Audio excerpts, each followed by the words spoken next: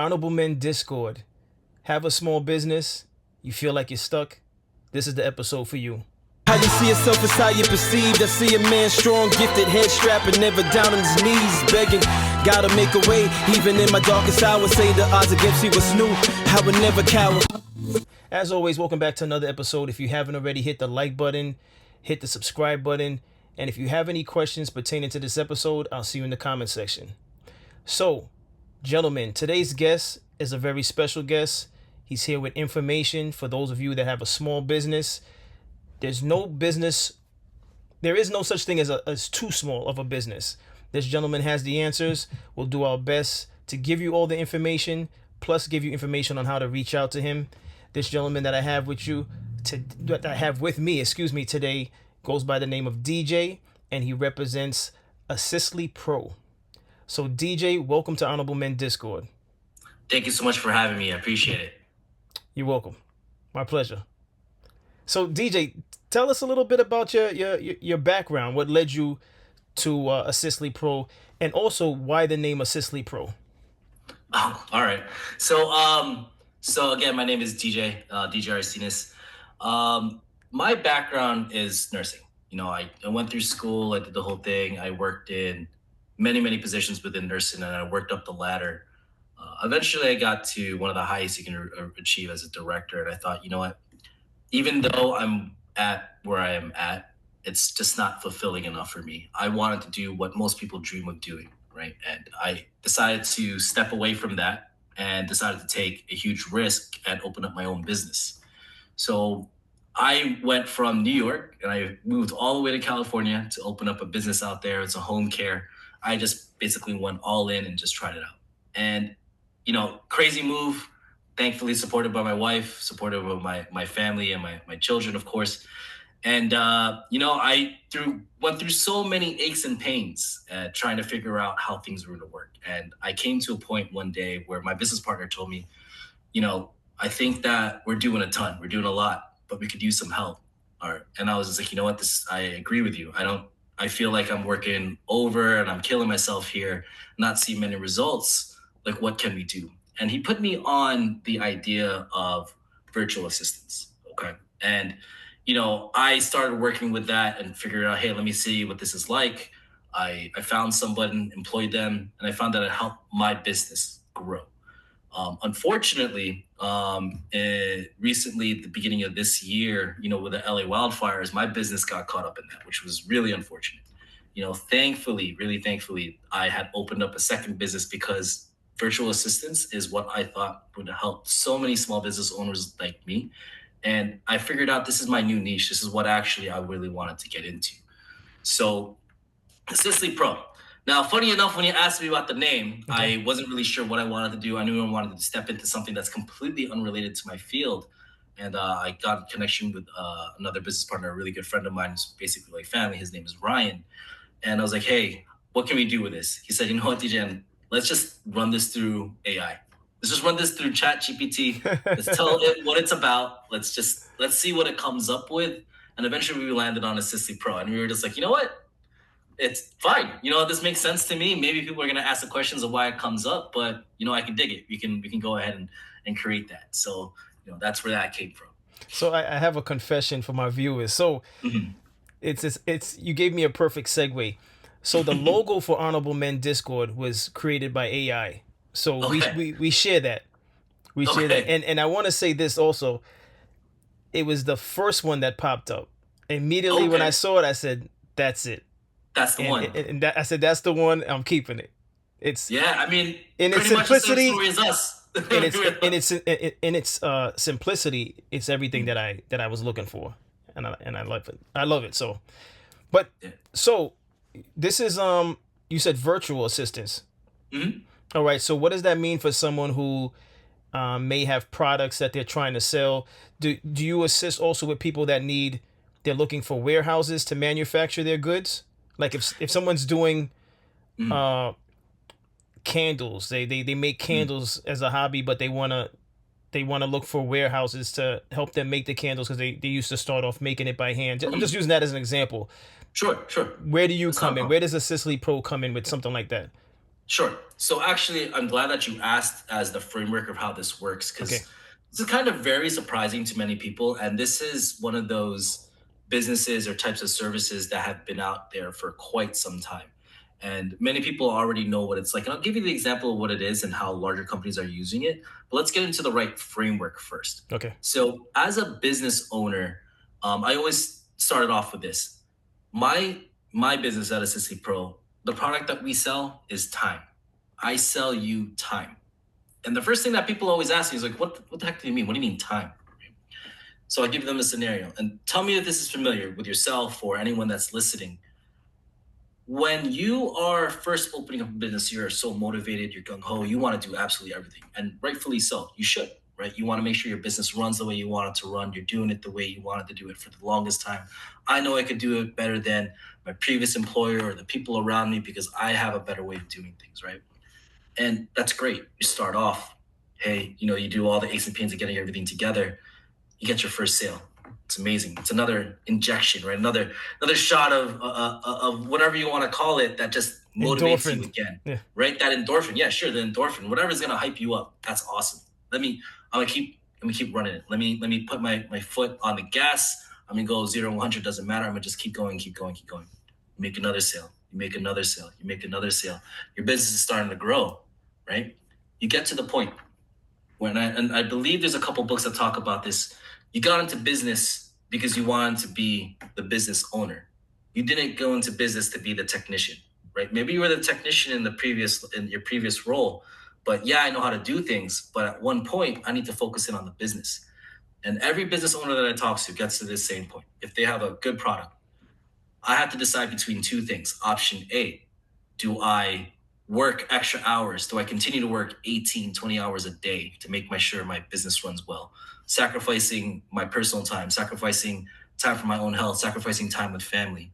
Or do I go with option B? And now that I'm making some money, I'm in the black. Do I want to now spend money for someone to work for me, decreasing, like making my cost of goods more expensive, decreasing my ROI, my return on investment, and now my percentages are lower. Both of those aren't the greatest of choices, right? Like you're weighing it out, and doesn't make sense.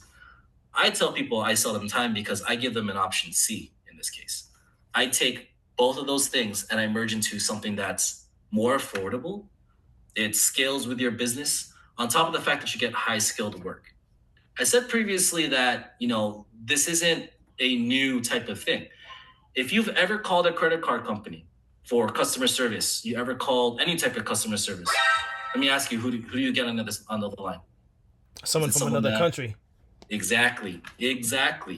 And the thing is that they do this is because yes, they have high skilled workers, but people overseas that have the degrees, that have this ability, they can pay them at a lower rate simply because, hey, I want to start scaling my business. So large phone companies, credit card companies are going to use this for all their tier one type of support in order to scale to get more and more business out there so that they're increasing their revenue in a sense by decreasing their payroll, Mm. still getting the same quality, but eventually now I can get more people on stateside, right? But small business owners aren't really aware of this simply because I'm not a big enough fish to realize this. My company bridges that gap. I'm offering you the same services that these companies get by connecting you with people that have these same abilities. And we're your in between agency that'll connect you with the right person for whatever you're doing. So you talked about candle makers, you talked about warehouses. We have people that, again, remember, this is all remote. They're not going to be able to magically appear and do things for you over on this side in person. But what they're doing is they're giving you time back by taking all that tedious things that you have to do and making sure that you have your time back to get out there into the field and go back to doing what you love doing, sell your business, grow your business. Right? Question. So all that paperwork, administrative work, looking up stuff and researching, making phone calls, anything you can think of that an administrative assistant was going to do for you, we can handle that. So, question. I personally know an artist who Mm-hmm. does phenomenal art Mm-hmm. on canvas, Mm-hmm. and for someone like him who has the physical canvas, the physical items, he makes it by scratch. Mm-hmm. That's not something. His particular art isn't something where he can outsource it for someone else to make it. True. That's what makes it that's where the value lies in the art. Is he's doing it Sure. by hand, and it takes time, and each Mhm. piece is a one of one. So Mhm. someone like him who wants to get his art out to the world, how do you guys come into play? Perfect. So in this case, because the product needs to be made by that person's hand, Okay. let's take care of everything on the app. We can set up your e-commerce, your web design. We can set up your websites, run your Etsy accounts. Make sure that we do all the communication with your customers. We can sell for you. We can go online. We can go reach out to people, do ad campaigns for you, marketing campaigns, email outreaches, take care of your socials. Anything that you can do with a computer, we're there. We can take care of it. On top of accounting work, running your books, doing all that stuff that you need to get done because you just want to focus on the art. Sure, focus on the art. Let us do figure out your distribution. Let us figure out all that other stuff on the back end so that you can just focus on that, right? That's where we can come in. Now that sounds excellent. That sounds excellent. I just wanted to double back on something you mentioned. You mentioned like a tier one. Mhm. Could you go in depth and explain the different tiers? How many tiers are there, and what does that mean to someone who knows nothing about business and Sure, tiers? sure. So customer service in general is set up as tier one frontline support. When as soon as you call, it's the first people you're going to talk to, right? They will answer generally about 80 to 90% of your questions. This is where like people always make the joke, hey, did you try unplugging and plugging it in, right? As your first fix. Do you want to pay someone on stateside $100,000 salary to be able to answer that question? No, right? Now, try to make those analogies where you can.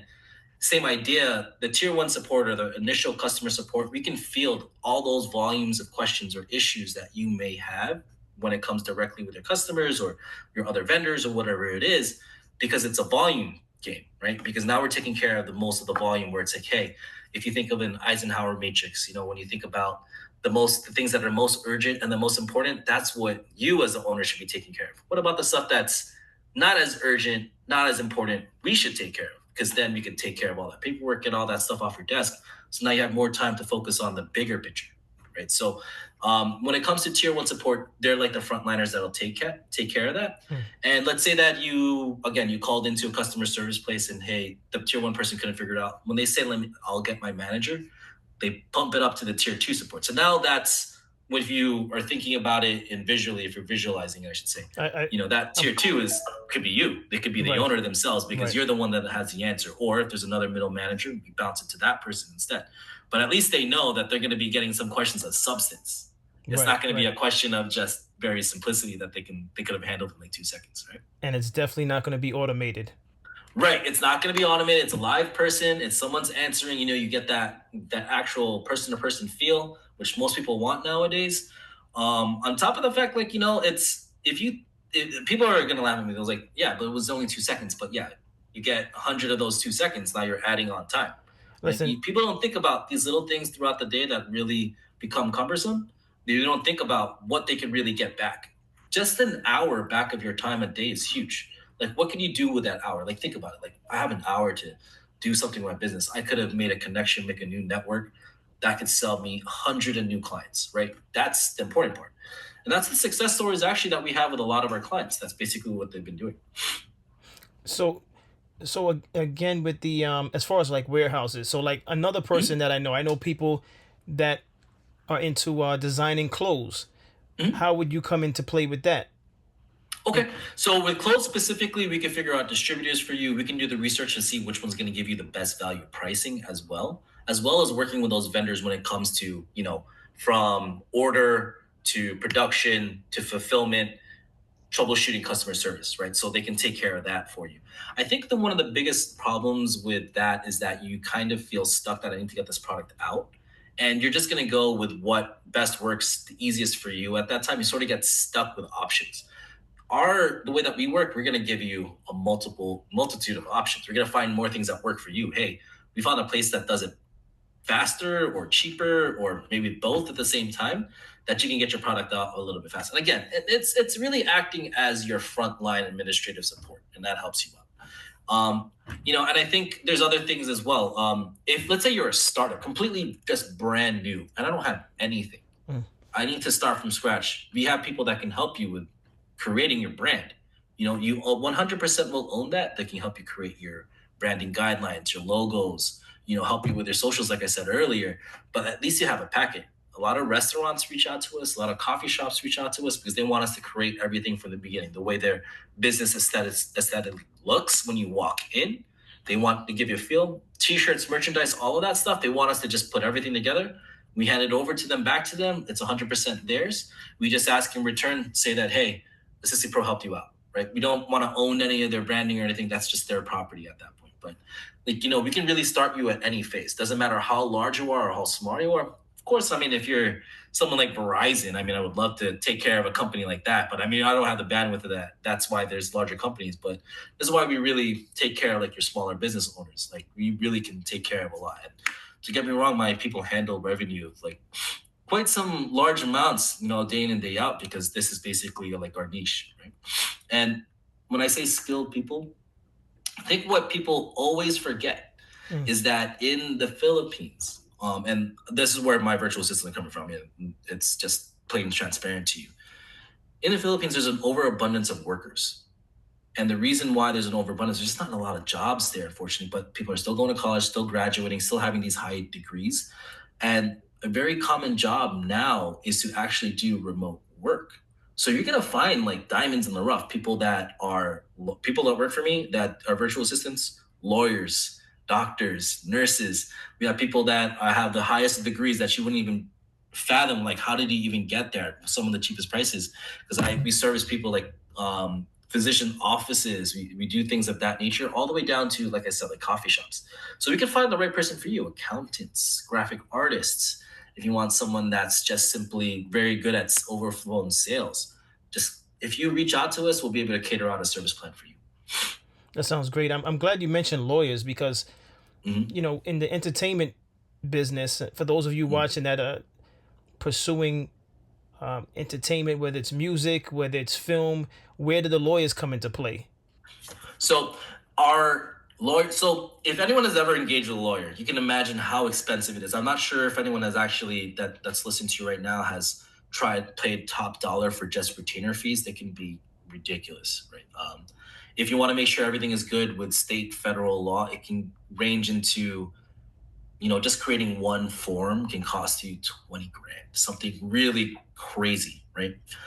And the reason being is because there's so many types of people that get their hands on that. You have the person that's first creating it, then you have the next person that's writing off on it, checking the code, and then eventually at the end of the road, you get like the actual partner that will, for 1 minute of their time reading over, well, exactly, maybe 5 minutes of their time, will charge you a full hour, but that's like $1,000, right? Something crazy. We can help you jumpstart the process by the lawyers over there will be able to create the forms right from scratch, doing the research right away. So they can jump past all of those people in the beginning and get it straight to that person for their final review. So you're saving all that retainer fee for everyone just putting documentation, any paralegal fees and such like that. We have people that can go ahead and put those documents together very legally, depending on the state that you want. You can go by that as well. And it'll save you a ton of money, honestly, when you're trying to put some legal documents together. I think that's huge. Like anywhere we can make some cost savings, might as well go ahead. And jump starting it that way is huge. I did it for myself, honestly. I employed a lawyer over there to go ahead and put my initial contracts together. And then I reached out to a large firm to just double check on the law side of it and cut down the amount of hours tremendously. So at 20,000, that's why I came up with the 20,000, because Mhm. that's what it could have cost me. Anywhere instead of $30,000, it cost me like 5,000, because that was just those. They just had to do the final touch ups, and that was it, right? So, you're thinking about a huge cost savings in different ways, and it's just about figuring out where you need it, and that's where we come in. We will give you some sort of consultation, let you know where we can help you, if we can help you, or at least try to direct you where we can. So even in your personal situation, Mhm. um, you said you had the lawyers in the states just do a final look over. Mhm. Mhm. Was it? I mean, I don't think it's because you didn't think that your team didn't do a good enough job, but why'd you feel like it was Oh necessary for yes. them to have the final look over? Oh, true. So, because of the standing, right? The lawyers over there are great. The thing is that you want to have a lawyer that's stateside to sign their name off on it, because they can say if there is something wrong with this form, and any one of your clients come back to you, hey, this agreement or whatever, and you have to go to court for some reason, they're Right. putting their name onto it. that they're going to defend that contract or Oh, that so agreement. you'd have to have someone from You should. in the Every states. I just as a pure suggestion, even if you put together, and people are like right now with the whole Chat GPT AI warriors, they're gonna put all that stuff together and they're gonna think it's great. But you do need to have someone behind with a license because you want them to have the final say on it. Because in case everything some comes back, they put their name on it. That's why they charge so much because they put their name on it. That eventually they'll be like, yeah, I'm gonna defend this. This is what's saying. This is how it's supposed to go. I checked against law in the state and the federal level if it has to get that high, and they're going to defend it because they put their name on it, right? Otherwise, their value of their form is going to jump down. So that's what I'm saying. You still have, at the end of the day, you have to get some sort of final look over when it comes to the legality side and anything that has to do with any type of licensing. I always say, well, at least we're taking care of the front work, so they can't charge you so much for the labor hours, Right. and you're just paying for the last piece. That makes sense. Do you have any examples of like horror stories of without telling the company's names or but any stories that you could share Mm. of people not taking advantage of the services that you offer and how it put them it set them back or 100%. I can okay. give you a ton. And I'm gonna just be straight up. I was an owner for what's called the franchise Senior Helpers. Okay, Senior Helpers is a home care organization, right? And they will bring you to corporate. They'll teach you their blueprint. They'll try to go over everything they can that they think is successful, right? And then you're off on your own to start running with it. Try to work with their blueprint, and not everything works the same. There are many types of the business owners that will suffer eventually not have to close down for many reasons, right? One of the reasons where is burnout, just doing too much, not having the support that you need. That's just a horror story anyone can basically relate to. Doesn't matter what type of job, whether you own something, you don't. There's always the burnout factor, and I'm gonna save all my comments for that for another time. But you know what I mean? That's just for everyone. The second is when people try to scale and they don't have the wiggle room to scale. So let's say I'm making a decent amount. Let's just find a nice round number, $20,000 a month. That's what I'm coming in with my business, right? As a senior person, I'm breaking 20,000, making 20,000, making 20,000, and I have to pay. With that business model, I have to find someone that can help me do things here or there to try to build on my business, right? So you're gonna hire someone in house, and let's say their salary $20,000 over 12 months. All right, sure. That sounds great on paper, but now you have to talk about overhead costs. Let's now add someone that works for 60 grand, 70 grand a year. Now that money that you should have been making to really pay off whatever initial loans and all your overhead fees, now it's just going to them. It almost feels like they're getting paid more than you.